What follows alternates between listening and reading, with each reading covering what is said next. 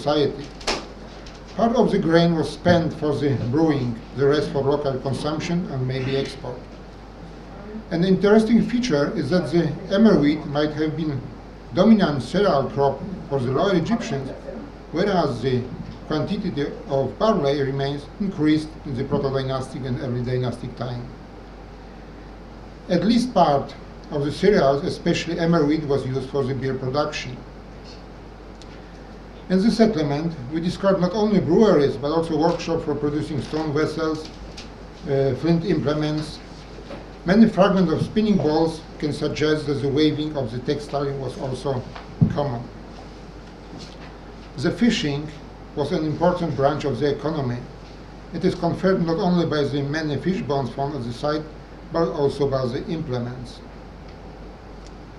It seems that at least part of the fish was exported. We found so many fragments of the fish heads and respectively so little amount of the fragments of the spine. As in earlier occupation phase dominate pig husbandry, although we can observe increasing amounts of cattle bones, especially on the area of so-called Negadian residence. The structure of pig bones found at the site suggests that better parts of the pork must be exported. On the site, we discovered seal impressions, many tokens, which confirm the activity of this trade activity on the site. Of course, there are many imported vessels from the Levant as well from the Upper Egypt. Storage and distribution of goods was one of the most important aspects of the ancient Egyptian economy. If Telefarha played so important role as we expect, we should find their storage devices connected not only with the house economy, but also with the state economy. We discovered, as we thought, some building which we can interpret it as a storage devices too big to be connected only with the house economy. It seems that the first building, which could be a central granary or storeroom, is a big construction discovered during last season, the central cone. This is a rectangular building, most likely belonged to somebody who supervised the trade and the distribution of the goods in the village. This construction was raised at the beginning of Nagada 3A1 period, the third phase of Telefarha. It was erected on the place where earlier the Lower Egyptian residence was located, on the western border of the central cone. It consists of very thick walls and elongated rooms which could be entered through the narrow entrances leading from the courtyard situated in front of them. Such thick walls and narrow entrances guarantee stable temperature condition in the building. Unfortunately, due to the fact that the building was destroyed from the side of the edge of the tell, we know on the part of its plan. The building was, as I told, erected near the ancient canal, not far from the Nagadian residence. Although the residence of the Western Cone was itself surrounded by storerooms, this separate building seems to have played a role of the central store or granary. We can interpret this function as a protectorate central store facilities connected with this residence on the Western Cone. This very well-made construction was raised with the sandy mud bricks. The central walls are thicker than the other walls of the building. They have thickness of about 1.8 meters, whereas internal walls have only 1.2. The external walls are sloping and they are about 30 centimeters thicker at the bottom than on the top, and they are preserved up to the 2 meters in the highest point. Excavations 2012-2015 show us the whole plan of the preserved part of the building. Unfortunately, it was destroyed in the western and southern part during the catastrophe, when the edge of the village was probably destroyed by flood and fire. It has probably happened twice, and the first one was still during the Nagada A1 phase. The second was disaster at the beginning of Nagada 3B times, and then the building was not restored. It is possible to distinguish two phases of the building. In the older phase, the courtyard was surrounded by elongated rooms from at least three sides. The original lever is marked by door sockets still preserved in the original position. After the first destruction, the building, which happened already in Nagada 3A phase, interior of the eastern rooms were filled with the soil and floor was moved about 1 meter higher. In this phase, the northern room was dismantled and the external wall became a little thicker. Between the function of the building in the first phase and the second phase, we recognize inside the rooms on the courtyard some ovens which probably functioned when the building was repaired. When excavating the younger phase of the building, we recognize that there was almost no archaeological material, only white traces of marting or plaster. In the second phase, in the place of the northern room on the courtyard, at least two rounded silos were built.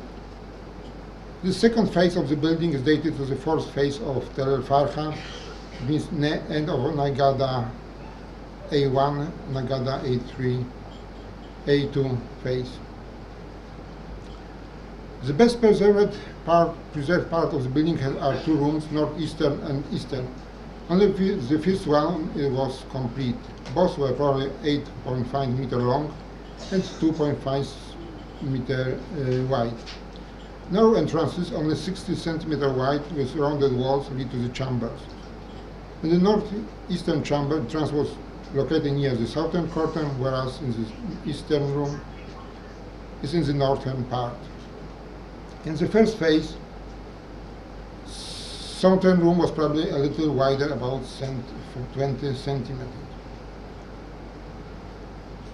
The southern wall of the southern wall was probably replaced by a provisional wall after it was destroyed. The excavations as part of the building are not yet finished, and we could not say anything about the earlier phase of this part of the building. The fact that the external eastern wall of the complex is longer than the adjacent room can indicate that the building previously had another chamber located to the south.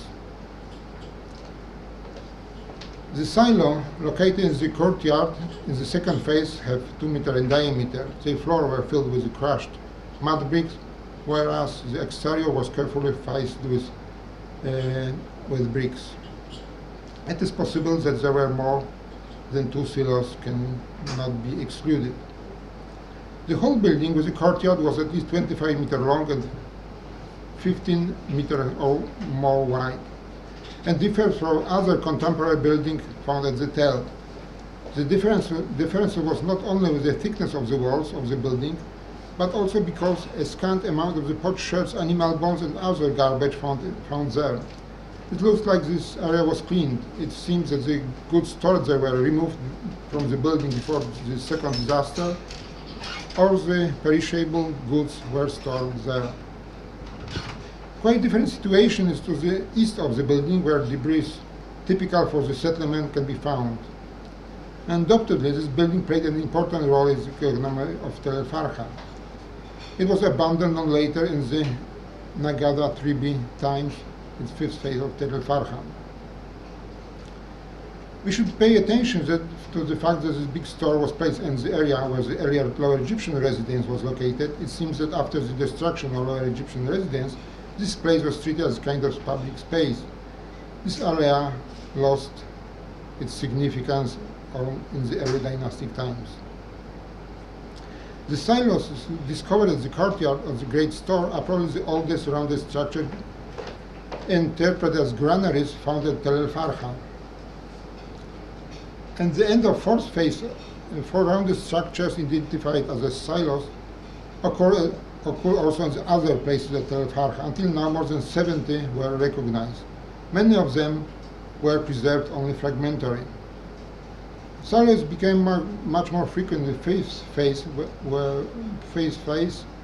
Most of them are dated to the phase 6 and 7. It means that the first rounded structure occurring in Nagada 3A2 became popular in Nagada 3B, and became frequent buildings Nagada Tritsi until the Old Kingdom. Good morning, dear colleagues. My paper is an attempt to show the benefits of the investigation of local cult topography in the Nile Delta regarding the reconstruction not only of local cults and local religious traditions. I also hope to show that the studies of cult topography bear in fact much more potential. They contribute to much more wide-ranging research questions, from understanding both real and imagined spaces, forming to some extent a landscape of the mind, to aspects of dynamics and processes of settlement and administrative exploration of certain areas of the Nile Delta in the Old Kingdom. A kind of a pilot study in this direction is the investigation of lioness goddesses in the Nile Delta, which I would like to present here.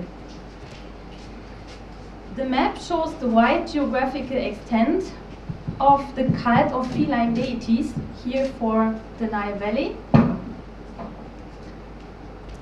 and here for the Delta. The number of the cults of lions is quite extensive and impressive. Still, not all are attested for the same period of time and have to be examined closely before drawing any conclusions. First of all, the cults of male lions are distinctively younger than the cults of lioness, and amongst the latter, the oldest and longest lasting cults are those for Zachmet, Shezemtet and Bastet in the area of Memphis and Bubastis.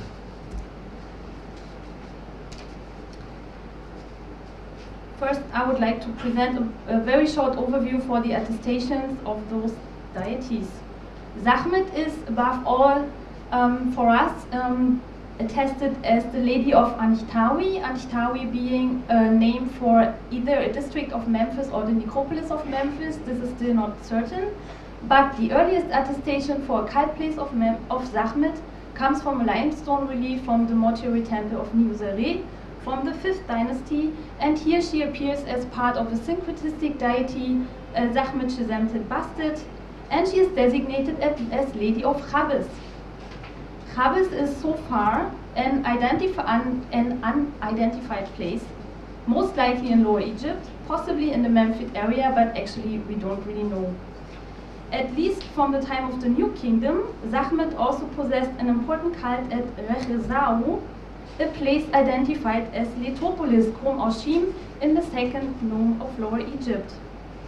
Therefore, Letopolis has been discussed as the possible place of the original cult of Zachmet, although this obviously has to remain an open question because we do not have early evidence for Zachmet at this place. Interestingly, however, remains of an Old Kingdom settlement have been revealed on a site very close to Krom Oshim. Sorry, there was no appropriate plan published, so I can't show it. Anyway, the excavated pottery here suggests a date in the 5th dynasty, but earlier occupation phases cannot be excluded.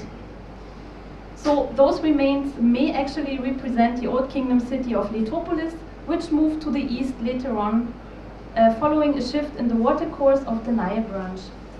At Bubastis, Zachmet was affiliated, of course, to the cult of Bastet, but we do not have sources for the Old Kingdom yet. Another cult of Zachmet existed in the Western Delta as well, at Krom el-Hizen, ancient Limau, close to the western desert edge. In the Old Kingdom, Limau was situated in the 3rd nome of Lower Egypt, where also the very famous Hut Ichet, the estate of the cattle, was situated. The name estate of the cattle points to its main function, cattle farming. Obviously, the natural conditions here were very favorable to large livestock breeding. Geomorphological investigations show that it was situated in a well-watered and vegetated area close to an extinct watercourse, so the ancient name Imau, place of the yam trees, fits very well. Excavations here revealed an Old Kingdom settlement dating back to the 4th dynasty, consisting of rather equally small mud brick buildings with herds and storage facilities. Especially intriguing here is the fact that there was a low frequency of cattle bones found there, but a very high frequency of cattle dung. And the plants which were investigated within this cattle dung showed a high proportion of special fodder plants and crops, so the investigator think that this cattle was fed in pens. All in all, the archaeological evidence in Comerhism seems to allow that this was a government-sponsored settlement specializing in raising herds of cattle to be sent to Memphis or to other major centers of the Delta, or as a transport station on the routes to Libya.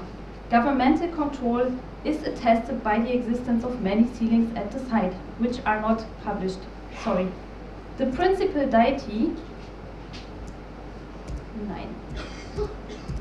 the principal deities of Comerhism were Hathor, attested from the 5th dynasty, and Sekhmet, whose attestation as Lady of Imau do not seem to antedate the New Kingdom, but this may be a simple coincidence and does not exclude the existence of an earlier cult of Sekhmet here. On the contrary, inscriptions on a statue of an official of the 5th dynasty, now in the Museum Frankfurt Liebighaus, support the reconstruction of the cult of a lion goddess named Zeret in the Western Delta. This could be an exceptional attestation of one of the very early lion lumina worshipped within the Delta under various names, which normally elude us, but those were absorbed into the cult of Sekhmet later on. The available evidence on Sekhmet show that this goddess seems to hail from the Memphite-Leontopolit area in the southern central Delta, from where her cult spread into the northeastern and western neighboring nomes. Coming now to the second lion goddess of the southeastern Delta, Shizemtet. Her earliest attestation date back to the 4th dynasty and come from the tomb inscription of Nefermat at Medun and Hemyunu at Giza, who bear the title Hemneche Shizemtet. As Sekhmet, she appears at first in very close connection to Bastet, because Nefermat as well as Hemyunu are designated also as priests of Bastet. The connection of those titles probably refers to a certain geographic area in which the two nobles conducted their religious offices, because also the Ram of Mendes is part of the string of titles here. And as a temple of the Ram of Mendes is attested for the Old Kingdom, it is obvious to assume that the underlying principle of the arrangement of those religious officials is the geographical situation of the cults of Shizemtet, Bastet, and the Ram of Mendes in the Eastern Delta. Stretching from the southeast to Mendes, proving a very high degree already in the 4th dynasty of practical and intellectual mastering of the environment and geography of the Eastern Delta. Shizemtet appears as well, together with Bastet and Sekhmet, on the already mentioned relief from the mortuary temple of Nibuzari. The etymology of her name remains unclear. To date, explanations have been based either on a special belt decorated with malachite pearls worn by several deities or the king, in the text referred to as Shizemet. That would allow us to understand the goddess as a numen of the royal sphere, Shizemti, she of the Shizemet belt.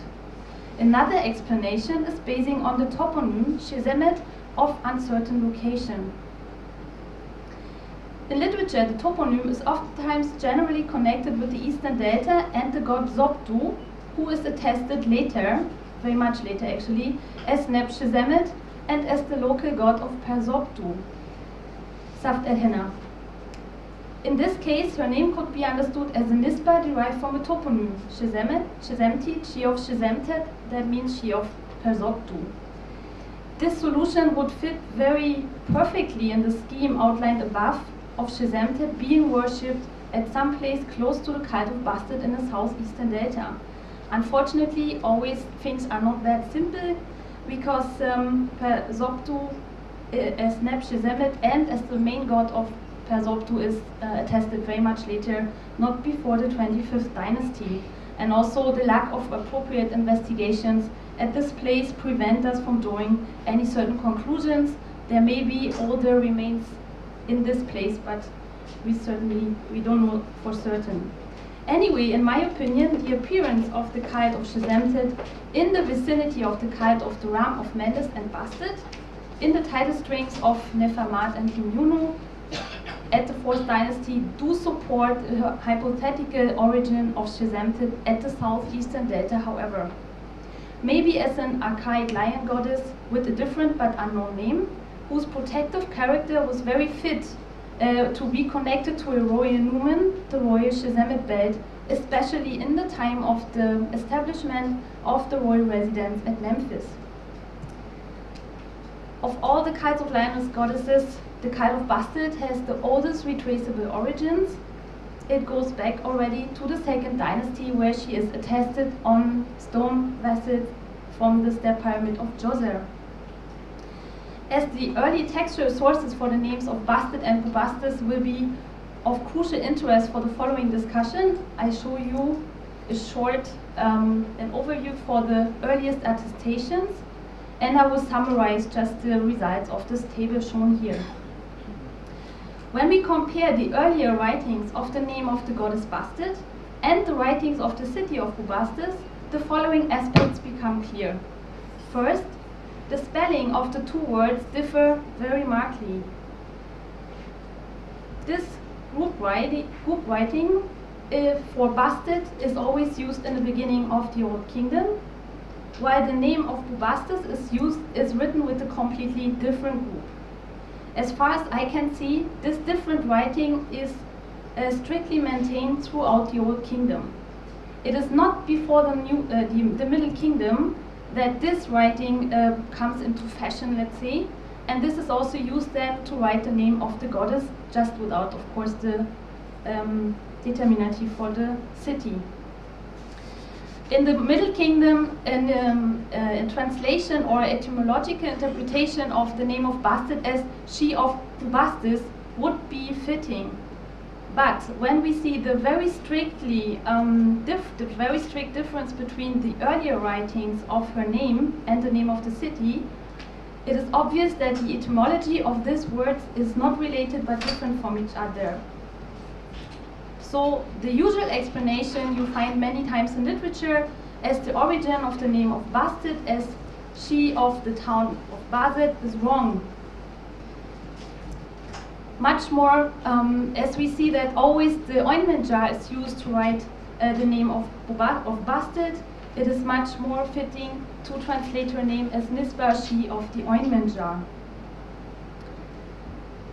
The etymology of the name of Bubastis, however, Baset, is still unclear and remains an open question. An origin in one of the unknown languages of the Delta in the pre-dynastic times is very possible. As a result of the discussion, we can confirm the dating of the goddess itself in the 2nd dynasty, but we still do not have a definite answer when she became the main goddess of Bubastis. The earliest attestation of her cult at Bubastis is still the Ka temple of Pepi I. Further, as I just show, the very strong connection of the goddess in her earliest attestation with the ointment jar points to another aspect. The use of oil for skin care was a significant part of elite behavior, offering real and symbolic protection for the user. At the same time, a leonine goddess, on the other hand, bears very strong aspects of protection and power, which meets the function of the oil. And in this point, it is where the two aspects, lioness and oil, merge together. Bastet could therefore originally represent a numen of the personal sphere of the king, in the same way as the Shizemet belt. As the Lady of Chabes, she also appears, of course, on the already mentioned relief of Niosere. Now, the prominence of the Delta cults of lionesses and of lion deities in general is quite surprising. We would rather expect lions to be more prominent in the conceptions of people of Upper Egypt, where the arboreal vegetated semi-desert for lions is a very useful habitat for lions, and where the agricultural area bordering the Nile is much closer to the settlements. Therefore, the overriding preference for lioness cults in the delta seems unexpected. As the earliest attestations of Zahmet, Bastet, and Shizemtet have shown, their origins are located in the southeastern delta near the entrance to the Wadi Tumilat. Being the remains of an ancient Pleistocene branch of the Nile, the wadi is a narrow depression of 52 kilometers long, running to the east where it ends at the shore of the Timsah Lake. Sparse but regular rainfall and seasonal flooding lead to the development of a seasonal lake in the center of the wadi, where the deepest depression is located. With plentiful water, the wadi was vegetated and wooded, offering an ideal habitat for several species, amongst them lions. Since we also know that in the economic system of ancient Egypt, the delta was the raising ground for large herds of cattle, it was, in my opinion, these artificial concentrations which made the fringes of the delta a highly attractive hunting ground for pride of lions, which can control up to 400 square kilometers, one pack of lion. Yet the organized and grand-scale cultivation and animal husbandry in the delta began in the early Old Kingdom, starting from its border zones and developing in the central parts later on. This period saw the rapidly growing creation of estates for the provisioning of the residence and royal building projects in the 3rd and 4th dynasty. Thus, the reason for the phenomenon of early cults of female lions, concentrated especially in the southeastern delta, could be the existence of large amounts of cattle in these areas, which attracted lions from the semi-desert zones of the Wadi Tumilat to those estates. Taking this thought further, the question arises as to whether the location of such cults follow a pattern reflecting the process of large-scale agricultural colonization of the Nile Delta at the beginning of the dynastic time, radiating outwards from the southeastern delta. A similar phenomenon may be possibly observed on the western delta border at Komle-Hizen, with the cattle raising estate described before. Also here, the local deity was a goddess with a strong leonine aspect. Certainly, the development of deities in the shape of lions could have happened in the southeastern delta and western delta before the development of state estates, as settlements on the fringes of the delta would always have attracted lions, but it was the intensified breeding program which came with the foundation of cattle farms that would have fueled the raids of these large beasts of prey. As field studies on lions have shown, females are much more active when the prey is small or medium-sized, and they operate within a variety of vegetation and are very actively engaged in cooperative team hunting, whereas male lions hunt alone and are more fit to use very more densely vegetated areas, which has also ambushes to hide. And those, they are not as easily observable as female lions hunting. Therefore, the hunting activities of female lions may have left a much stronger impression on the ancient Egyptians, leading to the picture of the very powerful and ferocious lioness goddess who plays an important role in the religion of ancient Egypt later on. In the end, one important point needs to be addressed.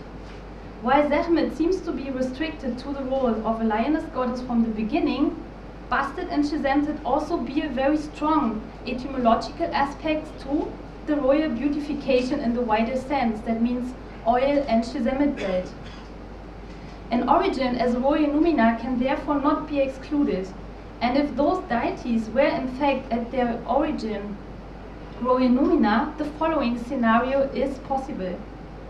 With the movement of the royal residents to Memphis, they would have been transported to the Memphite area, thus causing the rise of leonine goddess cults there.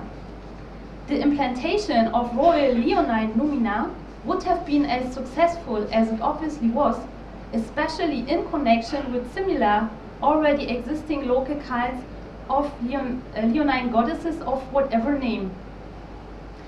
Although this paper may be over-generalizing in certain aspects which need to be investigated, of course, in much greater detail, the idea and method underlying the study will hopefully stimulate new research about other local cults in the Nile Delta and highlights the value of regional studies for a better understanding of the formation of the early Egyptian state. Thank you for your attention. A survey by auger drillings carried out during the last years revealed the general occupation sequence of Buto, which reached from the pre-dynastic until continuously until the Old Kingdom, and then after a gap only from the late 8th century to late Roman times. The auger drillings did not reveal only the sequence, but also the extension of the occupied area during the different phases. So this would be the contour lines of the underlying sand dune of Buto. Then we have the pre-dynastic settlement of the Mahdi culture in the 4th millennium, with two settlement centers which were at least divided by a small watercourse during inundation. Later on, the settlement spread mainly to the north and covered finally in the early dynastic times in the Old Kingdom a strip at the western edge of the sand dune about almost 1 kilometer long and 200 or 300 meters wide. Then we have the gap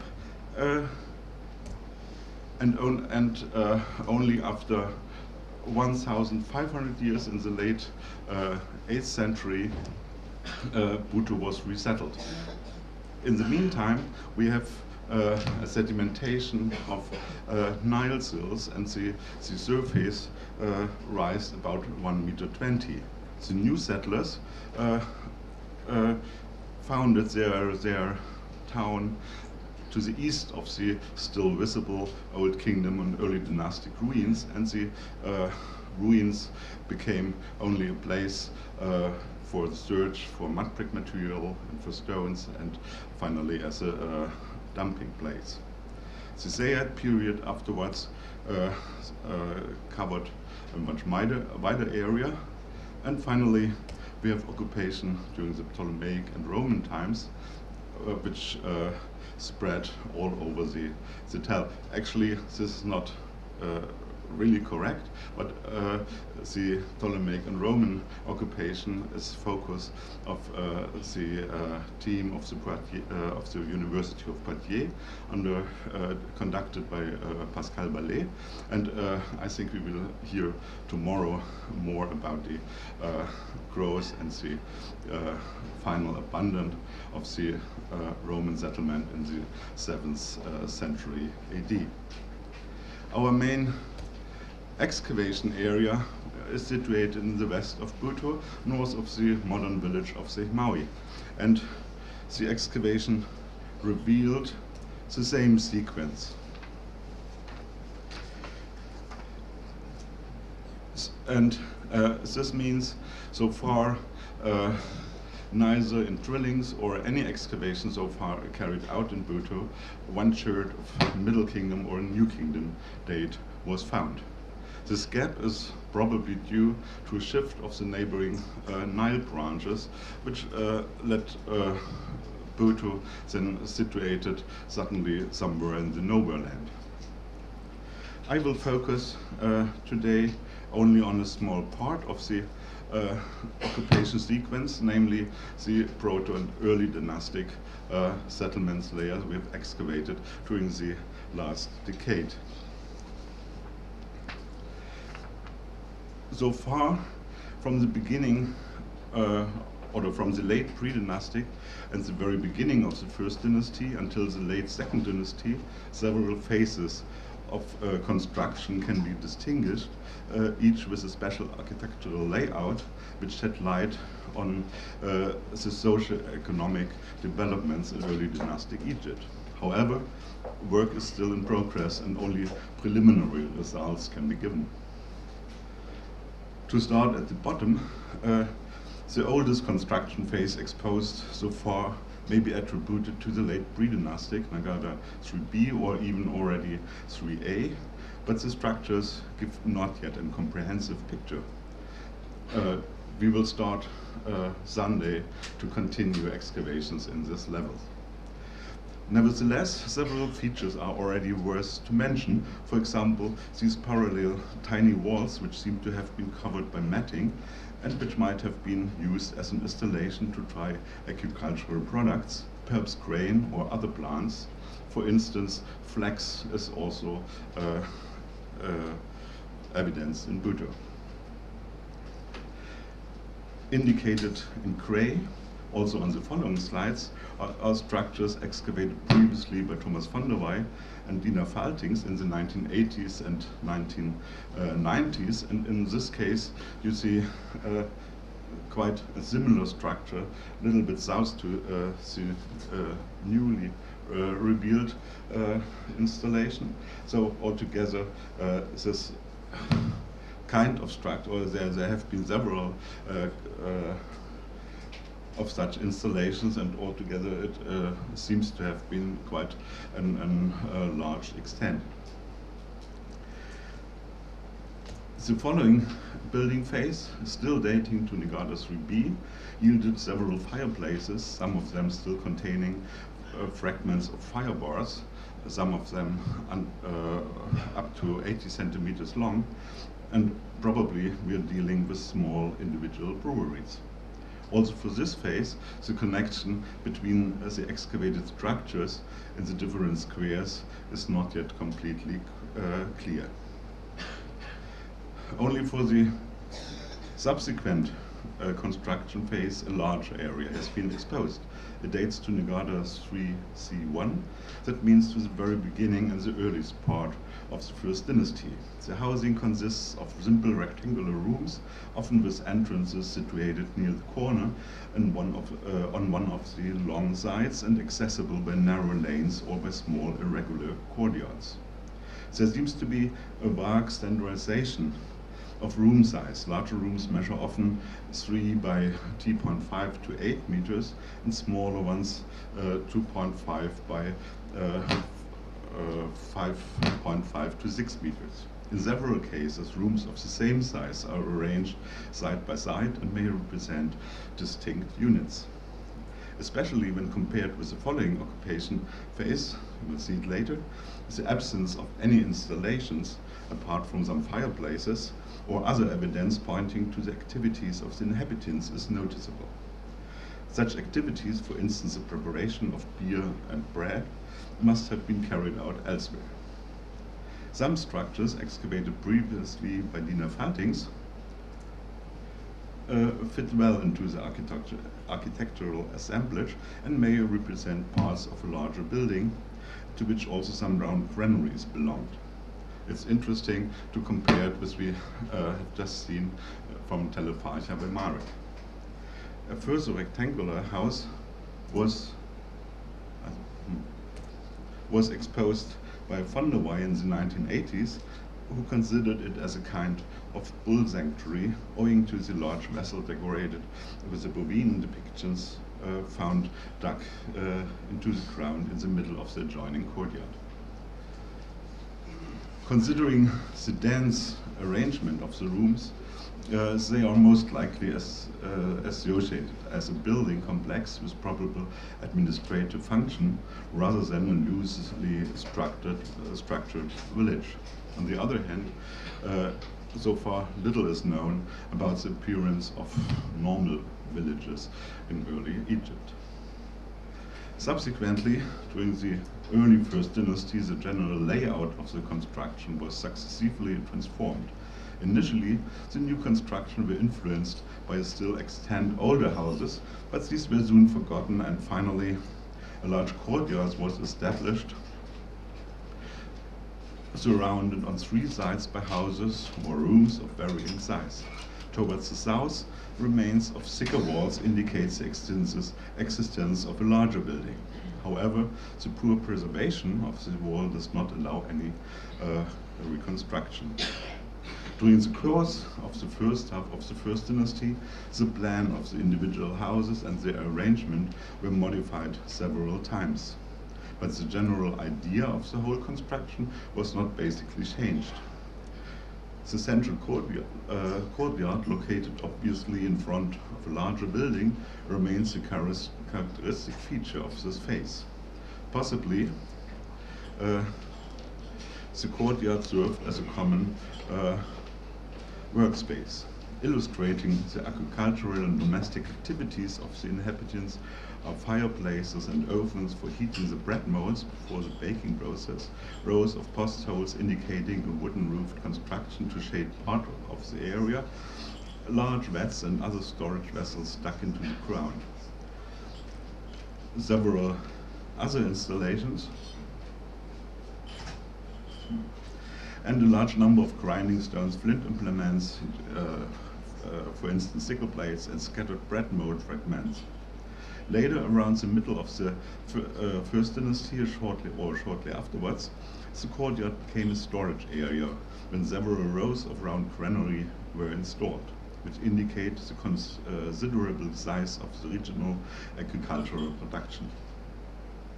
However, storage facilities and fireplaces are not restricted only to the courtyard, but are also found in suitable places between and in the houses. Smaller rooms were probably used as private living or sleeping rooms, whilst larger rooms may have housed different kinds of workshops. In addition, sizable granaries seem to have belonged to the larger building in the south. Together, there's little doubt that the occupation should be understood as an associated complex composed of a larger official building, public courtyards, workshops, and private dwellings. During the later part of the First Dynasty, the entire area was completely leveled and overbuilt by a large, well-planned building complex surrounded by an enclosure wall. Although the complex is considerably disturbed by later pits, and the northern part has been completely destroyed by the foundation of a Sayyid building, the excavation have revealed its essential parts and allow for some reconstruction. Indicated in grey on the slide is the part of the complex excavated previously by Thomas von der Wey and named by him Labyrinth Building. Orientated north-south, the construction must have been at least 50 meters wide.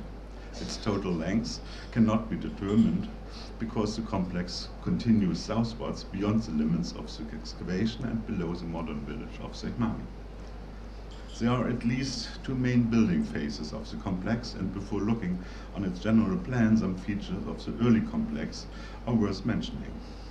Within the enclosure wall, the eastern part of the complex was initially occupied by an interlaced arrangement of tiny rooms, scattered cooking pots and beer jars, but also drill heads for the stone vessel production indicate a living and workshop quarter. This area was later overbuilt by magazines, as we will see. Another strange feature of this early phase is a sunken chamber near the entrance, measuring approximately 3 by 2 meters, and which is about 1.20 meters deep, with a well-made mud floor. A ramp less than 50 centimeters wide, made of fat Nile clay, led down to this floor. The chamber looks somehow like a model of a tomb with a sloping passage, but also undisturbed. It was found completely empty, apart from an individual complete pot on the floor. Subsequently, the chamber was refilled and overbuilt by a room of approximately the size of the chamber. However, the construction must have had still importance when refilled. This is indicated by a deposit of particular pottery on the floor of the room, which was built during the later phase of the complex, immediately above the chamber. The purpose of this construction is not yet clear. In the younger phase of the complex, the main layout was not principally modified.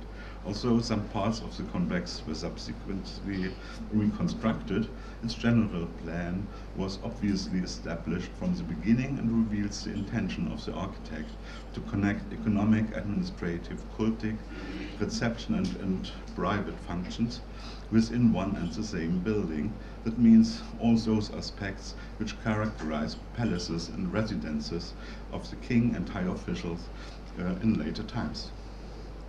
The building complex comprises several compounds arranged around a large central room, almost 5 meters wide and almost 5 meters wide and almost 20 meters long, which probably served as a reception room.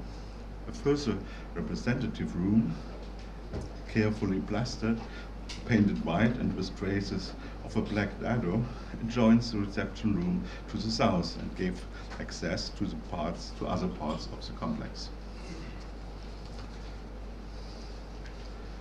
There is evidence that the doors might have had limestone or wooden door lintels.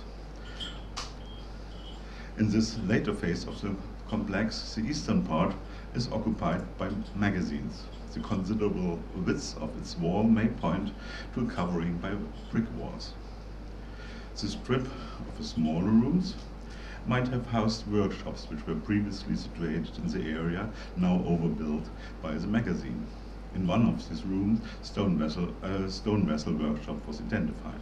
The area previously excavated by von der Wey has been considered as a private part of the complex. The mentioned hidden chamber points to a cultic or ritual function of these northwestern rooms, and the same could be true for small rooms with limestone slabs on the floor, which may have served as basis for statues, and perhaps also for a small room in the middle axis of the complex, which is divided by 3 tiny walls into 4 compartments. Another important and representative part of the building complex is the entire entrance area. Although the entrance itself is not very spectacular and only 1.10 meters wide, the corridor which gives access from the gate to the reception room is of special interest. Such a long and winding route was surely not established by accident, but in addition to its protective function in order to emphasize the social distance between the landlord and his visitors. The shaking of the visitor becomes even visible in this stroke. Probably for the same purpose, the floor of the reception hall slopes slightly upwards from the north to the south, so that when a visitor had passed through the corridor and could finally enter the reception room in the north, he had to look upwards to the landlord, who was presumably waiting on a raised pedestal in front of the southern wall. Considering the combination of these features, as well as a well-planned regular construction which is based on repeatedly employed architectural principles, such as long corridors, locating doors principally opposite to walls in order to establish angled access, and standardized measurements, for instance for the width of corridors, doors, and the size of rooms, there is no doubt that the complex was built at Böte as an official enterprise. So far is not yet direct evidence as to who might have been the owner of the complex, whether the governor of the region or the king himself. The king could have used the building together with his followers as a temporary residence when the court came to Böte during royal journeys across the country. During the absence, the main task of the complex might have been the organization of the agricultural production of the region, the storage and distribution of commodities, and the manufacturing of different luxury items such as stone vessels and flint knives. On the other hand, in addition to its economic, administrative, and probably also cultic function, the complex was also a clear statement of power and political interest, which was perhaps of particular significance in the remote regions of the Western Nile Delta. Towards the middle of the Second Dynasty, large parts of the complex were destroyed by a severe fire. The magazines in the eastern part of the complex must have been especially affected and remained in a demolished state. Some other rooms were cleaned and partly repaired and put to use with alternate function.